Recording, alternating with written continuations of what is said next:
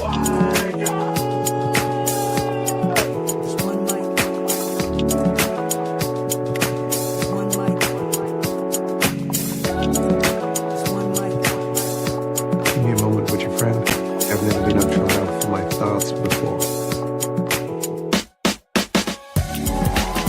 to the Only One Mic podcast called J-Rob, Brooklyn, Dre, and J-Rob is off tonight. How y'all doing, fellas? Doing great, doing great. All right, so listen, we got an actual artist in the building today, not of the musical type, but the one that actually picks up the brush and gets busy, Mr. Samson Tonton. How you doing, brother? Pretty good, you know. All right. That's all. Working. Hey, just working hard, man. And we can see that you're working hard too. If you haven't had a chance, please go on www.artsbytonton.com and you can check out a lot of Samson's fine art that he does. Works in cubism. Am I saying it correct? Now, let me tell you something. My art experience pretty much just extends to, you know, back in the day, how to draw the Marvel Comics characters with the circles and all of that. Right. You know, I used to fancy myself an artist. I thought that took too long to draw like circles and lines and then put it all together. So I just used to just straight up try to draw the character itself. You know what I mean? Like I was more like a graffiti man myself. Yeah, he's a graffiti guy, man. He's a graffiti guy.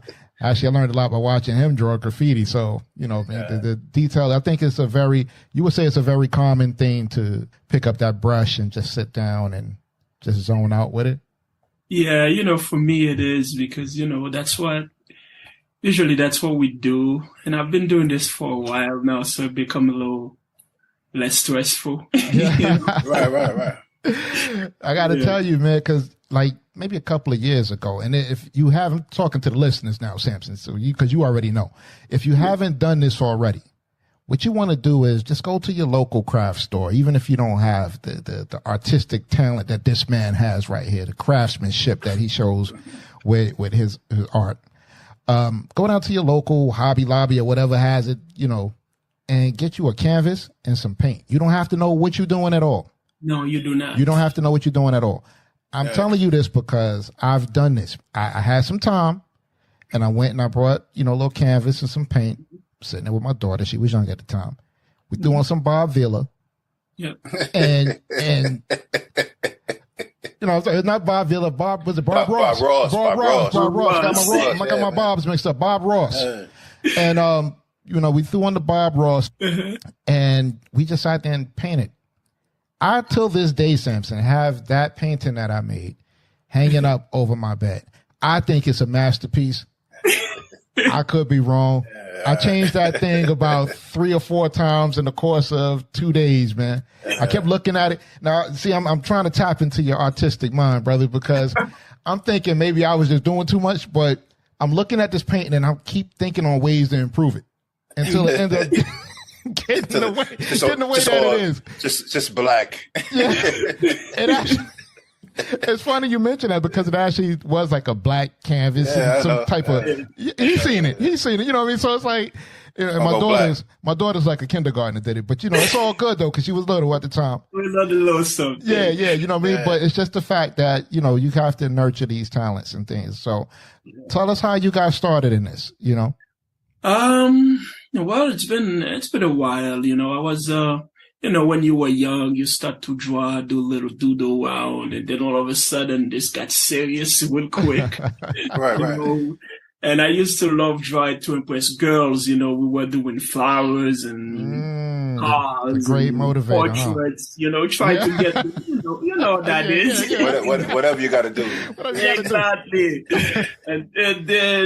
And then I got married young, you know, of course you're going to get trapped in this.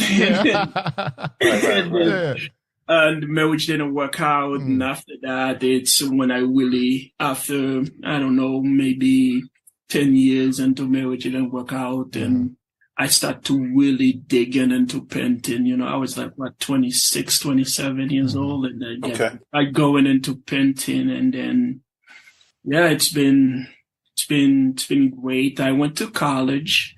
I went to the New England Institute of Art in Boston. It's an AI branch. I don't know if you know about those schools. Yeah. And then, for me, I used to say, I know how to draw. I know how to paint. What do you mean I'm going to go to school and learn art? That was a mistake, by the way. Oh, yeah.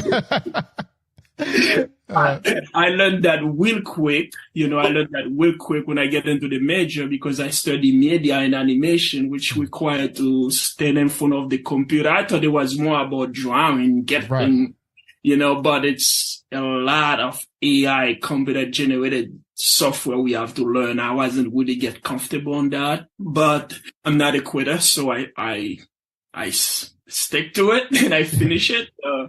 After I finish college, but I didn't want to work on that major. I want to forget all about it. Now I start painting. And this is when I really, really get going into painting. This is painting become everything, because I start to realize, okay, now what I'm going to do to live my life, Yeah. Right. And painting become the big thing. At first it used to be for frustration, when I get mad, when things don't go my way, when I don't get what I want, I go home and paint. Right. Out. And then the skill develop, and it start to get to a point where it get easier, when you see something on the road, when you see what's happening and you start to express those things all together, it's become a thing, it's become a fan. And then when I get inspired, this is where the trouble started for artists. It's when we got inspired. Right. We learn all the tools, we take all the skill, we learn them, and then when we got inspired now, then that's the trouble, because sometimes when I got inspired, I can spend days, weeks.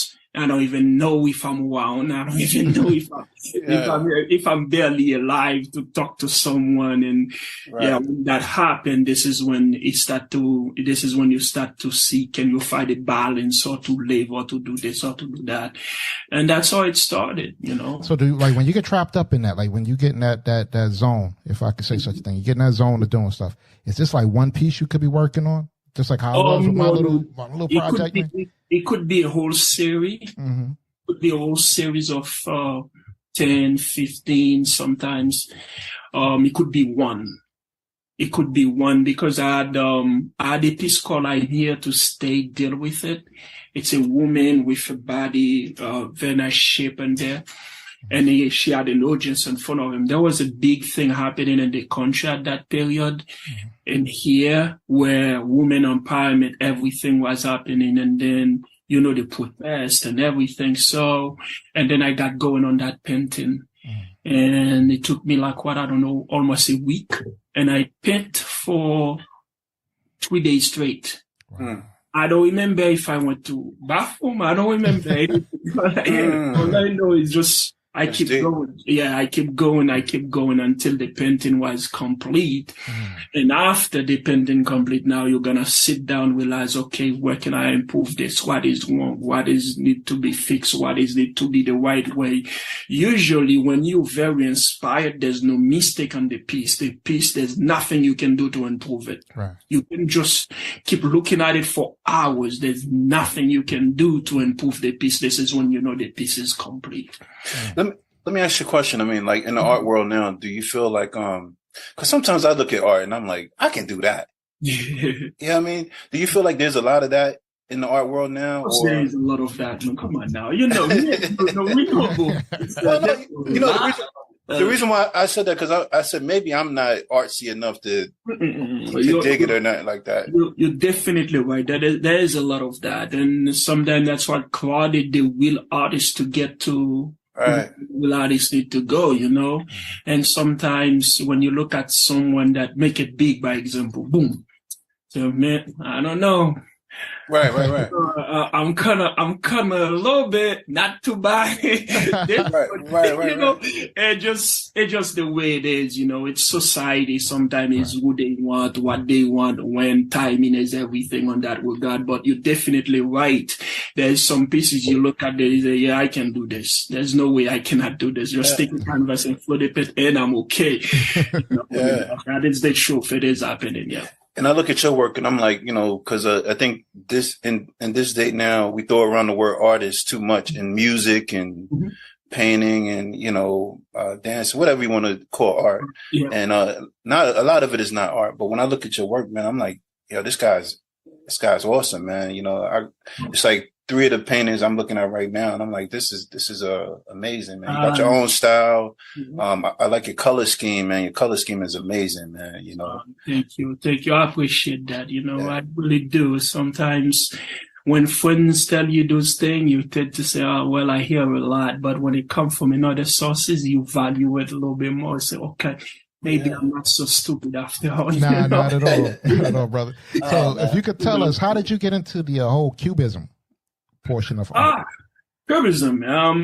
Well, there's a. And I'm sorry, Samson, if you can explain to our listeners, because some people might not know what. Definitely. Yeah. Cubism. Let me explain the term first, and then we get into it a little bit more. Okay? Cubism is a style of painting that started with African. It started with us, not Picasso, please. I want everybody to know this. This is very important. It started with us. We are the one that do Cubism.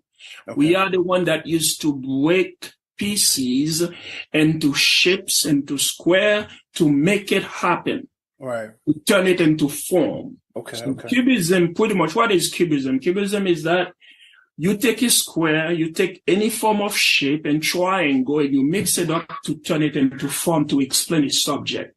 That is Cubism. And Picasso made it famous into the early 1900s. Okay, he made it famous. But really, where did Picasso get that idea? Picasso get that idea from us, from the African art. What we used to do back then, it wasn't onto the canvas the way I'm doing it now. Right. We used to do sculpture. We used to do the mask. That's what we were doing. And that's where they get the idea from. That's where Henry Matisse get the idea from. That's where all they get the idea from. And they didn't even want to give us any credit for it. Picasso even said at some point, oh, no, I didn't get it there. Yes, sir, you did get it from us. Right. So nowadays they compare me a lot to him, which I hate. I don't say he's not a great artist. I don't say he's not. But I always say this too, though. This style is from us. So why would I be compared to him when he take it from me? Right. I'm always confused by that. I said, if anything, I know he's way older than me. If anything, you should compare it to us. Hey, this is where Picasso took this.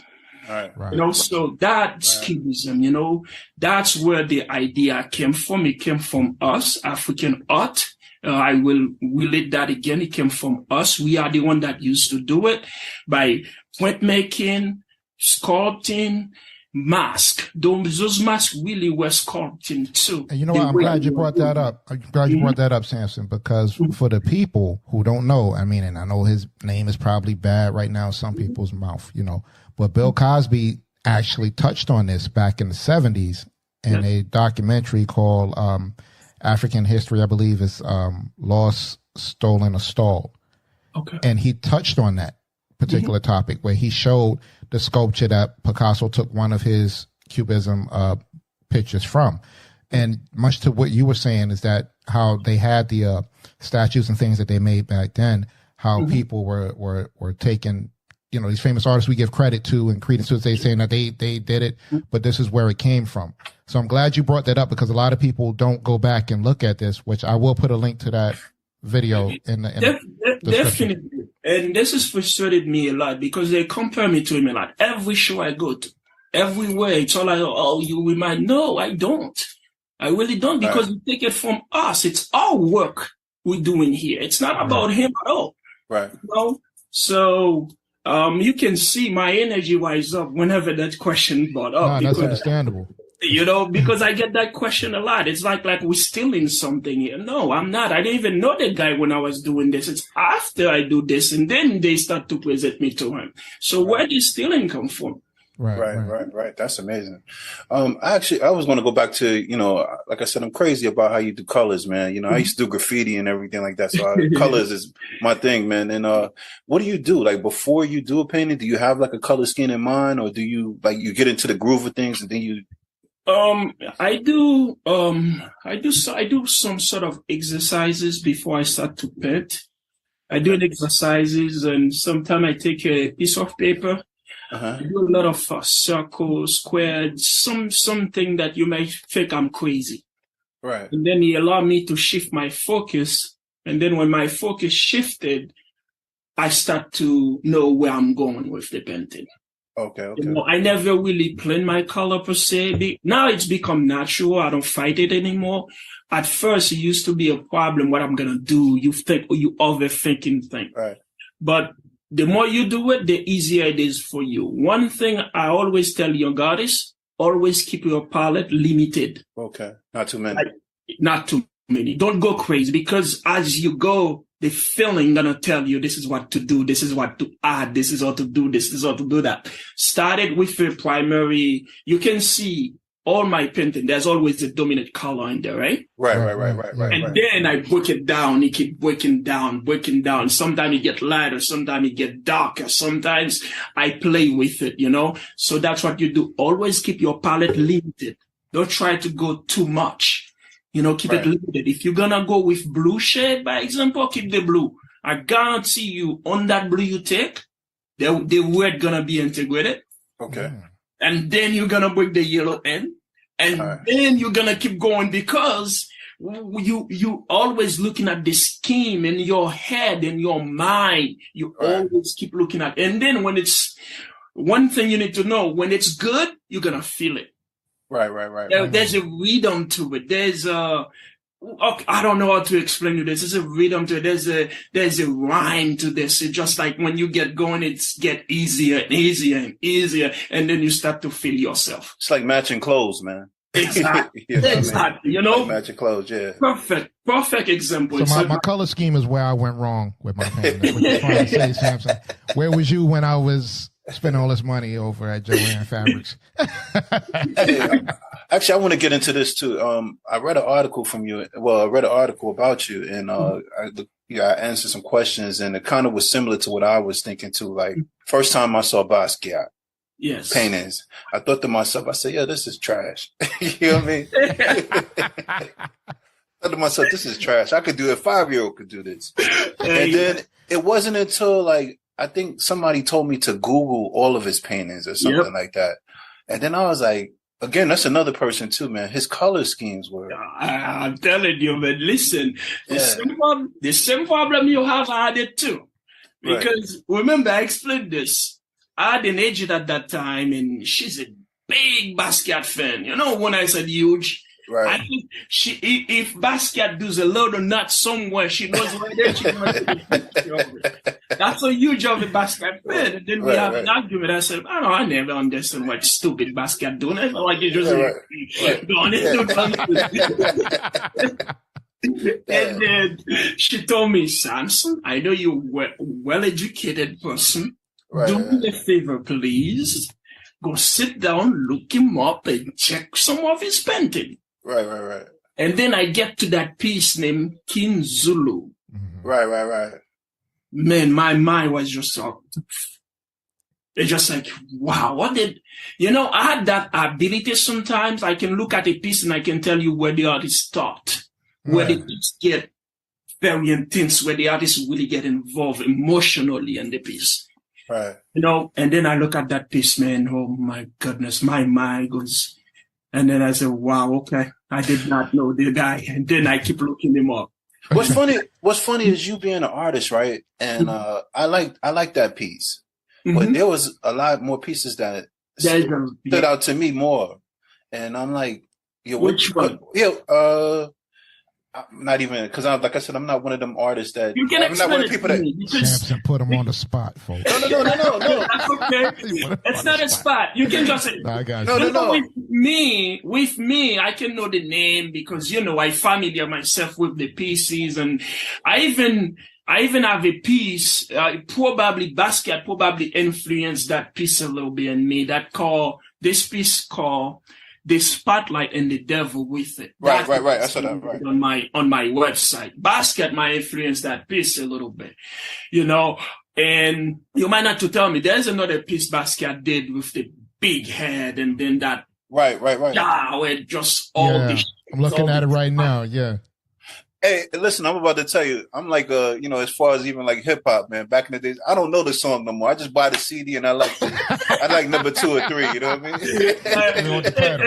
It's about that time, buddy. It's about that time we're getting old. That's what it is. We don't care much anymore. So what made me look for the piece because when I saw the article about you, what made me look for the piece was I was like, well, what is he? You know, which one is he checking out? So when I looked at it, I was like, man, there's a lot more in here. I thought it was a little bit better, but you know, I was like wondering what made it stand out to you that much more. You know? The thing that made it stand out to me that much is the fact that the artist really emotionally explained what's happening. Okay, I get you. You can see Basquiat invested in that piece. It's just like he's in there, he's in the piece. Right. You know, there's some piece you make, you literally, all yourself is in there. No matter what you do, you're going to be in there. You're going to be in that piece. That's how much emotionally you invest in there. And that's what happened. Now, this might be a silly question, though. But like when you saying that you can see certain pieces and see he put emotion into it. So you know how you have your different color schemes. I'm talking to an artist, asking him, do he know? You got the different color schemes and all. Is there certain spots in that painting where you could see was a little bit more intense than others? Yeah. Okay. One thing I do a lot, remember I told you that after I finish the piece, I'm going to put the piece down and sit down and watch it. Sometimes I spend hours, maybe 1 hour, maybe 2 hours, whatever it is. I sit down and watch it. Keep looking until all my senses told me there's nothing to fix there. This is good. My early pieces maybe wasn't like that, but right now I'm getting more and more like that. You know, because I start to realize now they expect masterpieces. They expect great work now. You know, now they expect the artist to be fine now. You know, whatever work you put in out there need to stand out. So I spend a lot more time with them, and my pieces are not as quick as I used to do them. Some pieces that used to take me a week now take 2 because I spend time in front of it to make sure what I want you to see, you see it. What I want to tell you, it tells what I want to tell. Yeah. And it's funny that you say that because I was saying my 3 favorite paintings from you. And again, I don't know because I'm looking at the website. I don't know if they're messing up the names or whatever the case may be. You can tell me. It's the piece that's called Delia. Yep. And I was like, man, that's like a deep piece, man. Was that an emotional piece for you or? It is emotional. I went to Art Expo New York. That was pretty much my first show ever. You know, I went to Art Expo New York and I met that young lady. She always dress up with a different, and she come all the 4 days. She always dress up with the hat on, always something. The color of her clothes always in me. You know, as artists, sometimes you get so emotional attached with some subject. It's just like you're falling in love with the lady, yet you have no relationship with the lady. Do you understand? You know what's funny about this? I was just about to say, man, you should have named the piece Lady, man. You should have named it Lady, man. I shouldn't personalize the piece. You should name it Lady. I mean, I like Delia too, man, but you know, Delia personalized the piece. You know, it's meant for someone. And then when I met her, now what I did is I sketch it out. Okay. I sketch it out because, you know, I'm not in my studio, so I cannot just go straight on and paint. I sketch it out, and I did the first day I did a sketch. The second day I did another sketch. The third day I did a sketch. And the final day I made another sketch, and I combined them all together, and then I brought the piece to life. And one thing I didn't plan, though, it's the background. The background just happened on the spot. Okay, I didn't plan the background. It just happened. You know, when I'm painting and then it go like that, keep thinking about the character, keep thinking about the movement, the way she talk, what she's doing, or reaction, everything just moving on my head, just like she keep walking by me every time. And then I make the piece, and then the piece come to that. That's why you see it like that. And the colors in there are crazy, man. Crazy, man. They're beautiful, man. And what was my other one? The Piece Beyond to You piece. I don't know if they. If they might have gave the title wrong. You have the right piece, Beyond to You. I try to remember which one exactly. Yeah. You know, I start to have way too many paintings, just so you know. Yeah. I can't remember them all. Beyond to You. Now you make me want to go to my website. Yeah. You got to. I like to keep calm and stay focused.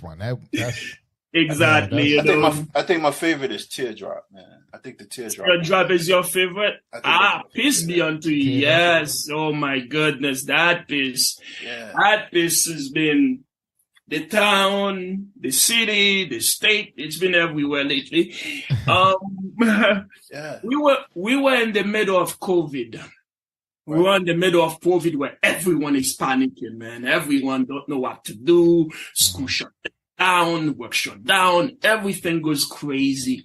Right. And then I sit down for like, I don't know, this piece didn't take me long, just so you know. I sit down for like, I don't know, 2 hours and keep thinking about what can give those people a little spark of hope.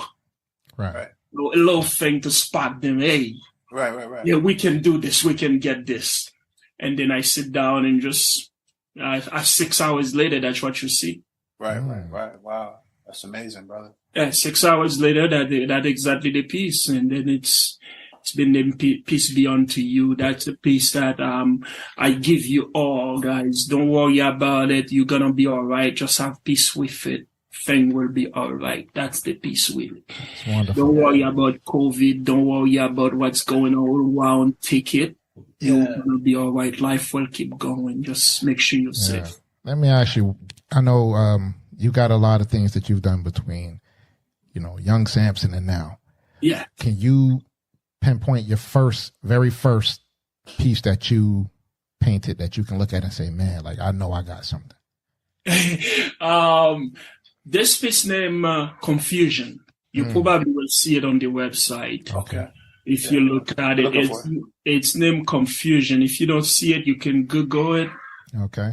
Confusion. Let me see if it's there. Well, tell us about Confusion. What was? I mean, Confusion is what happened is on that period is that sometimes as artists we need a little bit of push. Right.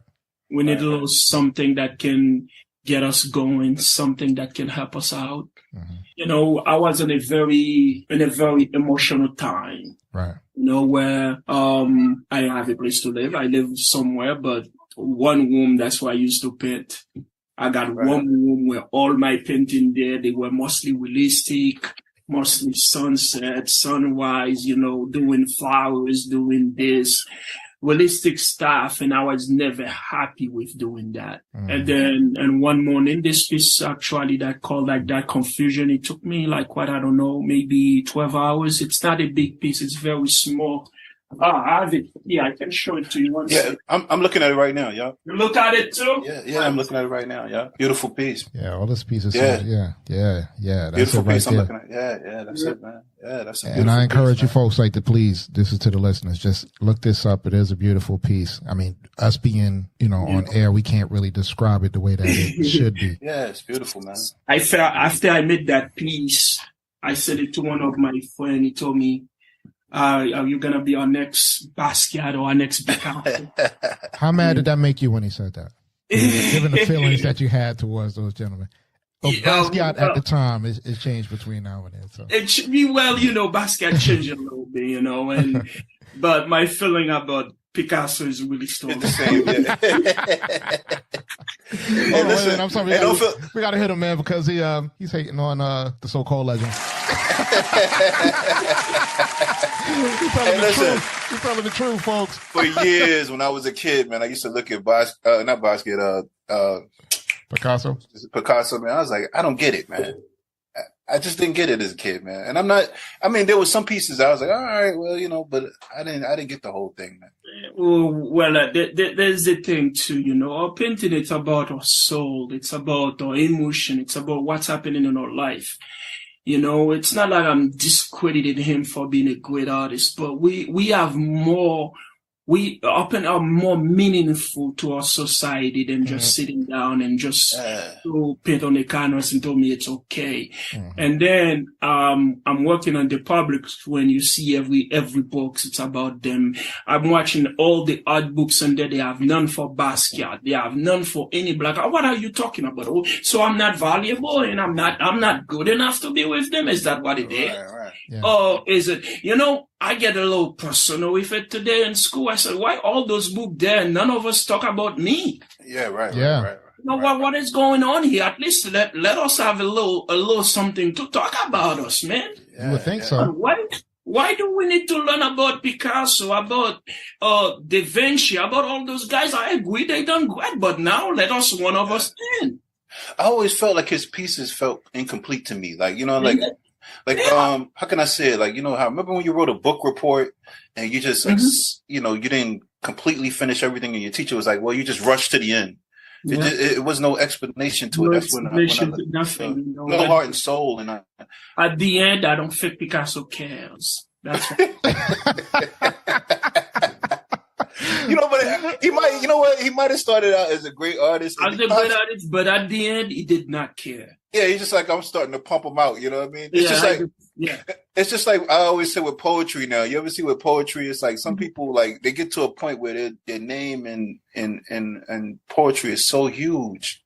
Yeah. Whereas now they start just putting out crazy stuff, and I'm listening to the point. I'm like, this don't make any sense. But everybody's like, oh my gosh, it's so thought provoking, and you know what I mean?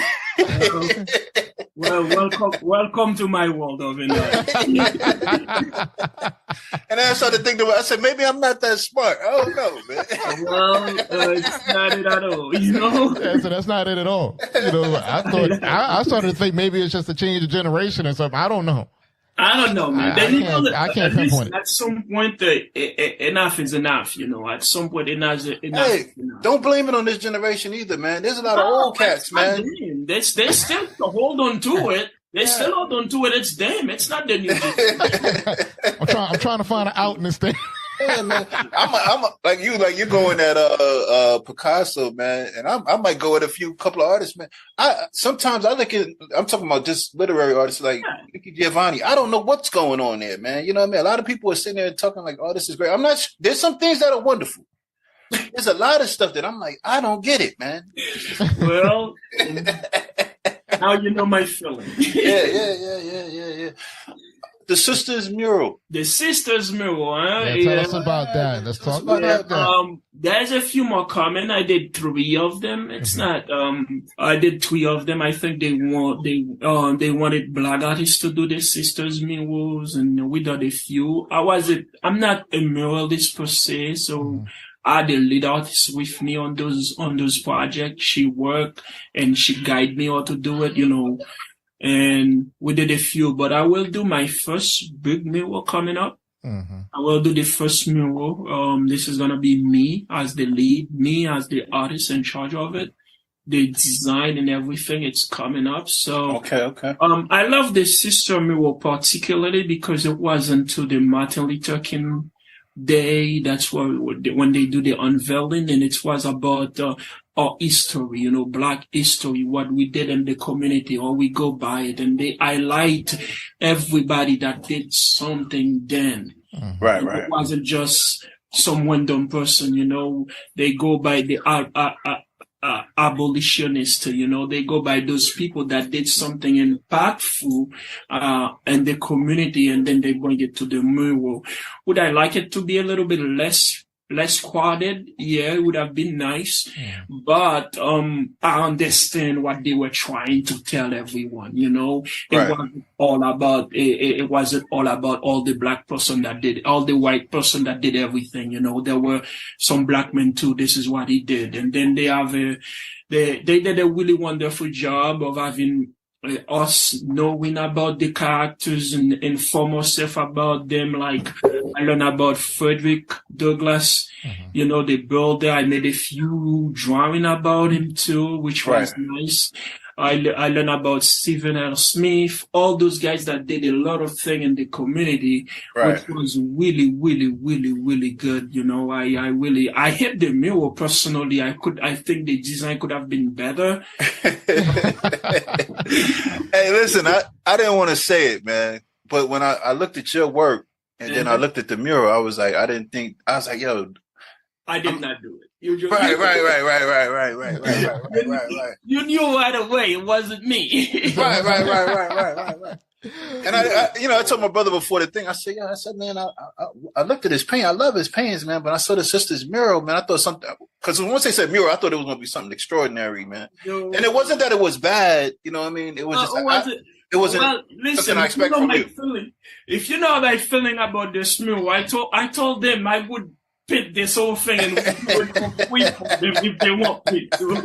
You know, it doesn't work that way. But, you know, I understand because, you know, this is more of having message, tell them, you know, because the original design I present them to them, they didn't want it. They want more people, and you know you have to have them in a timeline manner and everything like that. So they didn't give us. That's why I hate working up with politicians. They don't give us a lot of room to make an impact on the design. Yeah, because you're basically you seeing their vision and not yours. Yeah. You know what I mean? So yeah, so that's where it come down to. But the Mural did their job, and that's all we can ask for, you know. And they want the community to see they work with artists. This is what they doing.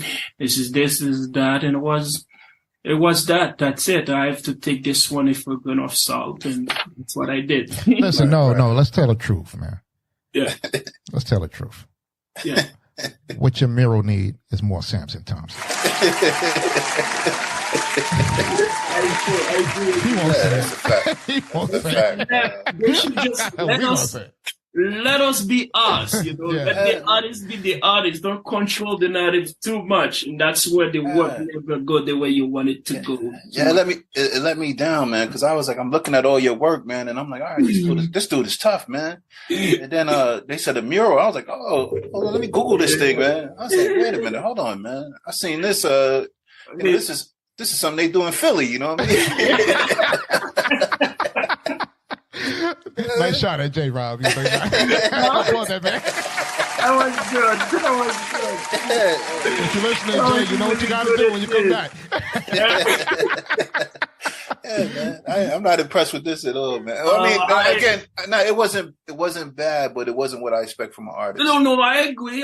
Trust me, you don't hurt me at all because I already have a really big problem with it. So, okay.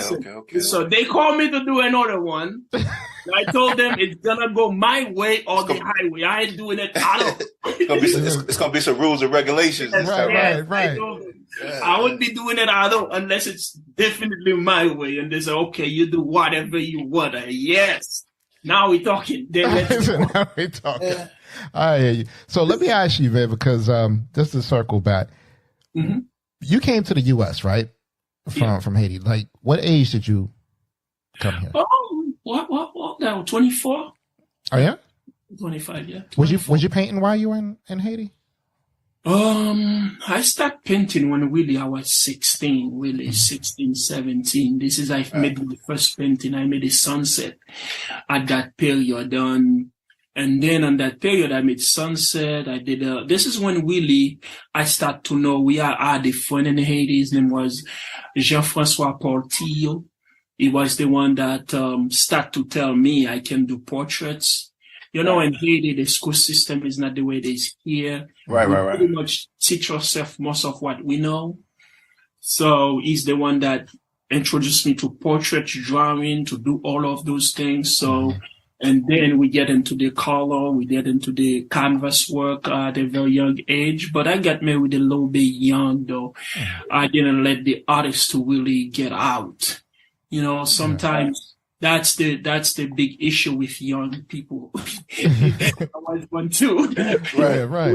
We don't let the skill to develop and for the artist to show up and do what the artist need to do. And I got married young. I was like 21, 22 when I got married. So I left painting. But when I came here, I went to college. And then after college, this is when I really start to dig in. And things need to happen in your life too, when the split really make the artists come out quicker. Because when I get into this split, I have 2 daughters, I wasn't happy. I couldn't see the girls the way I would love to. And I'm not a type that's going to argue with people about things like that. Right. As you should.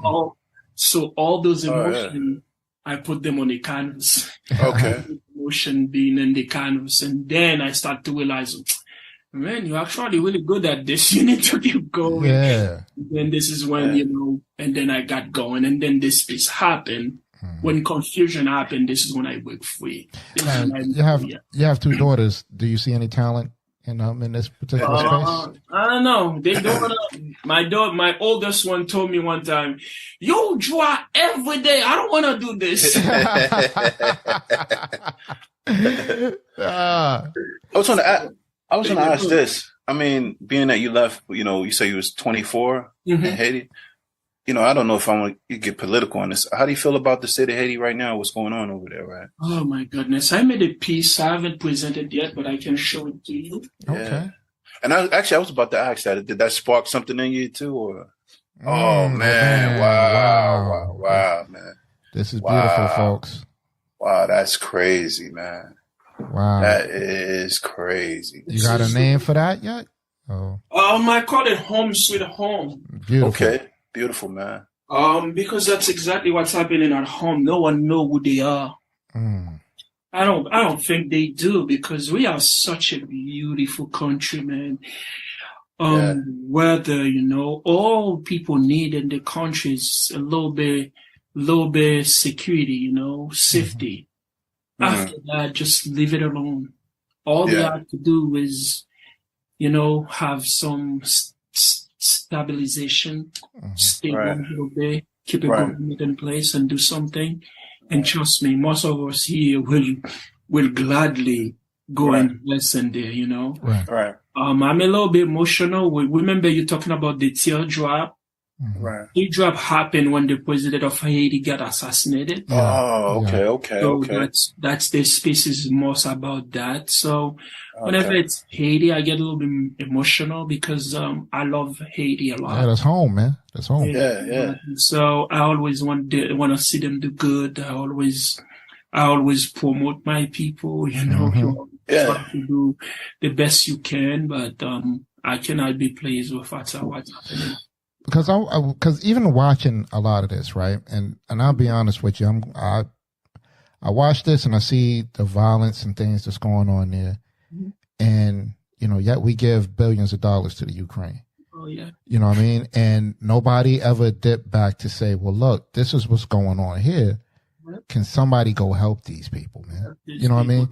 But it's like, even on the news, if you're not watching international news like Al Jazeera or something like that, nobody mentions it here. It's more of a blurb, but it's more or less like, well, we stand with Ukraine. And I have nothing against the Ukrainian people, because what's going on there is an atrocity too. But, you see where the need is in terms of, the lawlessness that's going on in Haiti at this moment. Families are getting killed and things. And it's like, you're sitting here and it's like, all right, we're just going to keep shoveling money over here and ignore the fact that this is going on over here. And this is what kind of gets me upset about it, And growing up in Brooklyn, man.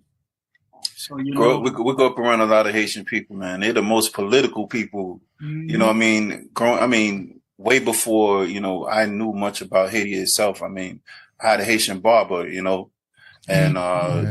he was a Haitian barber for the whole neighborhood, man. His name was Shorty. He was a great barber. He's deceased now, but a lot of people wouldn't like to hear that when I say that. But they were always so political and stuff like that, man. And you always know about what was going on in Haiti way before you got the news and stuff like that. So it's like, and it always seems like it's just, I don't know, man. It's just a corrupt government, that's the problem. It's the corruption.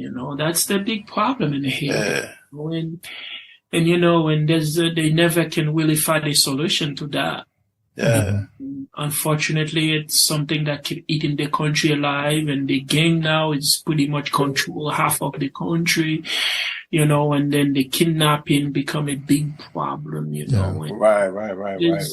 it is insane, you know. And when I was younger, I wanted to be the president of Haiti. It's a tough job, man. Tough job. For all intent and purposes, you made the right choice. Oh yeah, I probably wouldn't be alive. But now I think I'm okay. That's what's up, man. Yeah, you know. All right, so before we get ready to wrap up, you know, Samson, can you tell us, like, do you have your own studio, yeah? Like your own art studio? All right. And in that studio, do you kind of take any of the kids, like the youth, and probably do something with them, like a program for painting? Yeah, because I'm looking at this, it's saying like 1.2% of art is created by Black artists that's carried in museums. Now, you want to try to work to shift that number. I know you are. Definitely. So, which technically, from our earlier conversation, it is more than 1.2%. It's just that, right? It's not recognized. It's not recognized. Yeah. So, what is your contribution to this whole thing? If you could tell us. We do. I do a few things. I work to a few organizations. I work with Parge, which we do to teach young artists, where we have, like for Haitian Flag Day, let me give you that one first. Okay. For Haitian Flag Day, we do paint, but me, I don't do paint and see. Right. I do paint, I teach. Right. Okay. They come in, I stay with them for 1 hour, 1.5 hours. I teach the kids. And then one other thing they do too, I go through the school system around here. I go to NFA. I went to NFA. I went to the charter school. I went to the private school. I move around and then explain them, teach them about my ways of painting, the way I do this, the way I do that. And on my last school, that was really good. I really like what the young girl did. Right. And she just pretty much try to emulate me, like try to cut the way I cut them, try to bring them to life. And I was, so that was super cool. I like you. He said, I love your style. That's what I want to do, you know, and those things. And plus, there's another thing. I work in the public school. So what I do in the public school, you know, public school are tough around here in the US. I'm not going to lie to you. It's really tough. So, usually my artwork is an outlet for me to get the kids to do what they want to do. Right.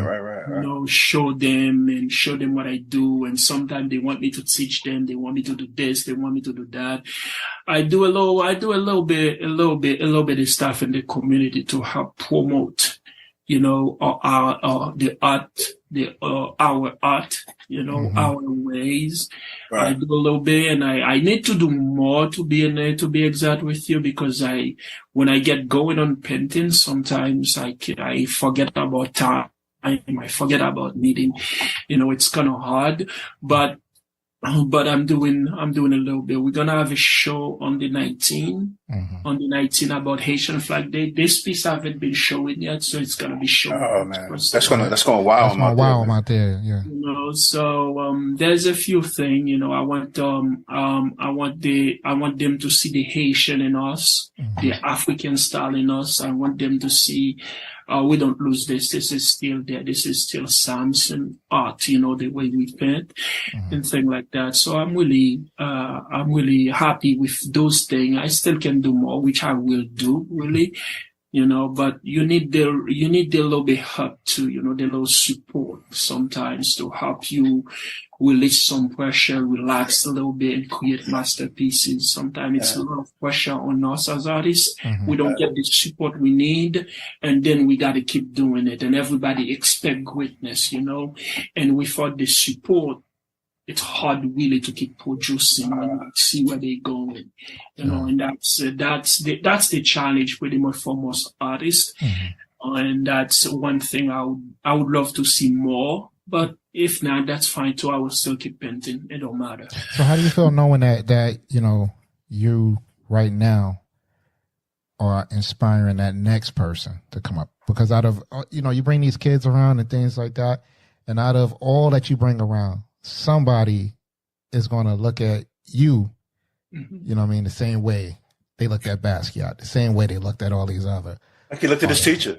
Yeah. How do you feel about that? That is priceless. Mm-hmm. I really, really like that because that means they recognize me as an artist. Right. That means the name is around. That means they see what I'm doing. I had a kid that told me, "You don't do bad art. I don't care what you're doing. Just give it to me. I'll frame it, put it somewhere for you."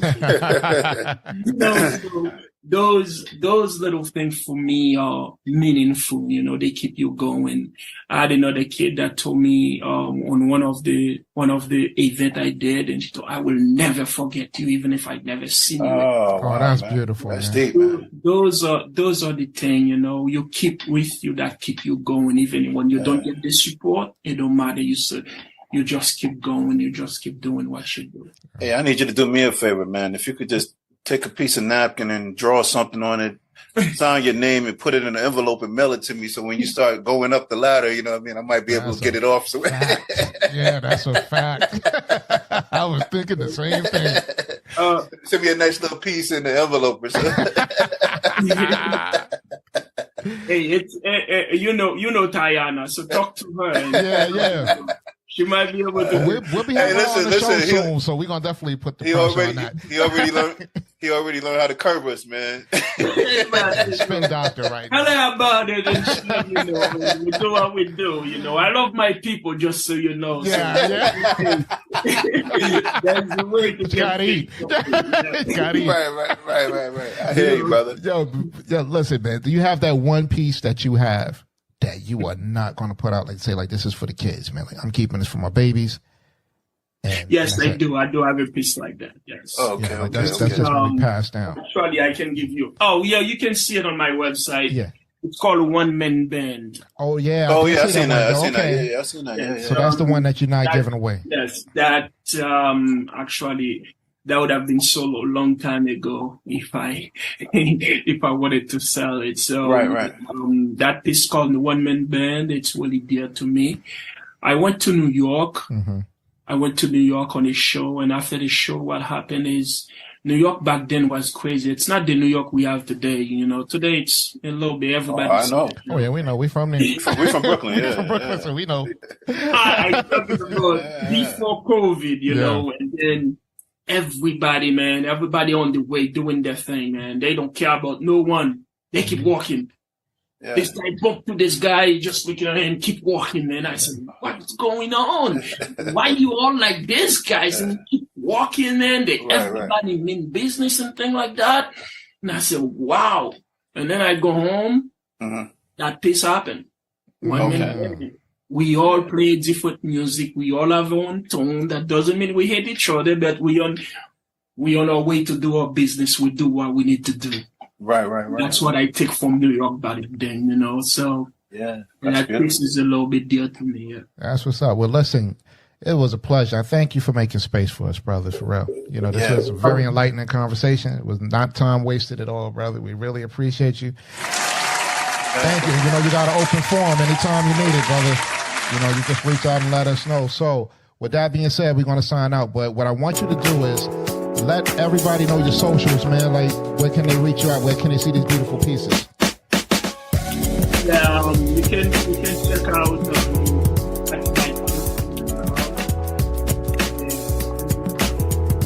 Instagram is @Tonton. Okay, @Tonton. @Tonton and on Facebook. All right. Okay, I had a little audio issue, but it's all good. We're going to put everything into the description that you can reach. So it's, if you want to reach him, it's Arts by Tonton, www.artsbytonton.com.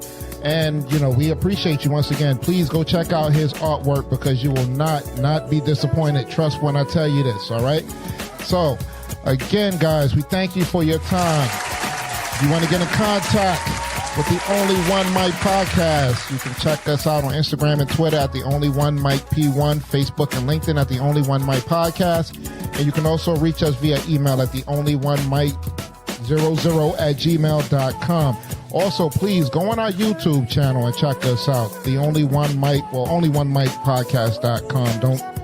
That's the website, but Only One Mic Podcast on YouTube, guys. You can catch us there as well. And please leave comments, subscribe, likes, all that good stuff. We got to get these numbers up. And again, thank you for your time, and we encourage you to speak your truth quietly and clearly and listen to others, even adult and ignorant, because they too have their story to tell. Peace. Peace.